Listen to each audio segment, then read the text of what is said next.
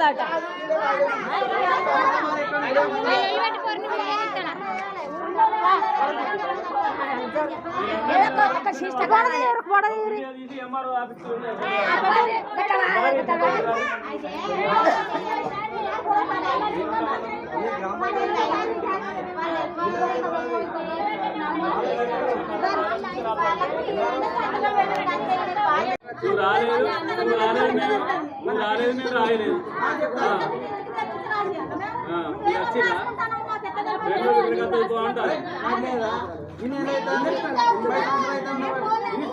అంతే మరి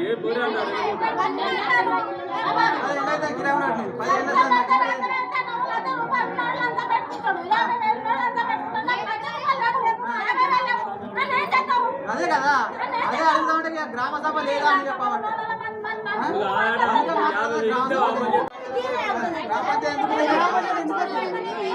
గ్రామ పంచాయతీ ఎందుకున్నట్టు మరి గ్రామ సభని పెట్టి గ్రామ పంచాయతీ ఎందుకున్నది? గ్రామ సభ లేదండి ఇక్కడ. ఇందిరామీన్లు వచ్చిన వాళ్ళకి ఇన్ని జాగ్రత్త మొత్తం లేని వాళ్ళకి రాదు. 15 సంవత్సరాలు ఒక్కొక్కరు ఉన్నారు, 15 సంవత్సరాలు రాలే. కానీ ఇన్ని కులాలకు రాలే, ఇన్ని కులాలు రాలే, ఇన్ని కులాలకు వచ్చినాయి. వాదిపు స్టాఫ్ ఉన్నారు కానీ స్టాఫ్ కూడా పెంకులు ఉన్నారు, 2-3 ఎకరాలు మొత్తం లేని వాడు ఉన్నాడట. మొత్తానికి లేనివాడు అయితే ఉన్నాడట. 2 ఎకరాలకైతే వస్తుందట. ఇల్లు జాగున్న వాళ్ళకి వాళ్ళకి వస్తుంది, ఇల్లు జాగా లేని రాదు. నెక్స్ట్ ఎప్పుడు వస్తుంది? నెక్స్ట్ లేని ఇవ్వాలి కానీ ఉన్నది ఇచ్చినాక నెక్స్ట్ ఎక్కడికి వస్తుంది?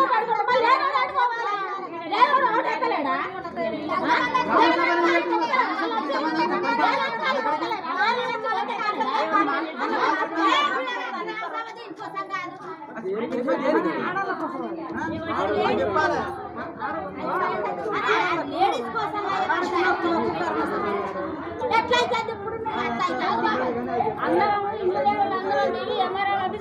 లిస్ట్ ఇచ్చేస్తాను.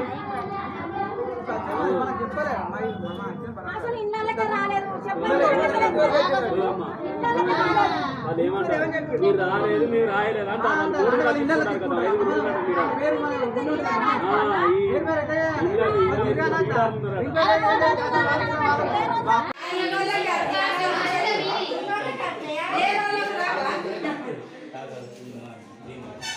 ఎక్కడ కూడా ఉన్నోళ్ళకి వచ్చినాయి.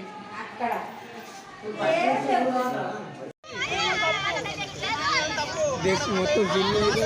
నాకు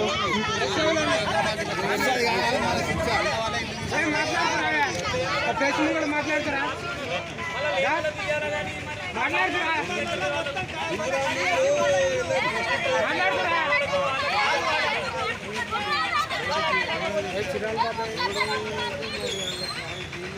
శ్రీరామ్ బాబు 10 ఏళ్ళ సంది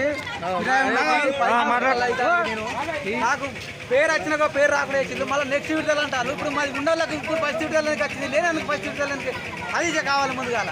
ఇక్కడ కమిటీలు ఇక్కడ 5 బూత్ సభ్యులని వాళ్ళే ఊరు మొత్తం సర్వే చేసిరట. వాళ్ళు ఉన్నోళ్ళకే ఇచ్చుకుంటే వేయలు, మళ్ళీ లేని వాళ్ళు నాటిన 10 మంది ఒక్కొక్క ఇల్లుకులు ఉన్నాడు, చెట్ల కింద భక్తాలు వాళ్ళకి ఎందుకు వేయలేదు?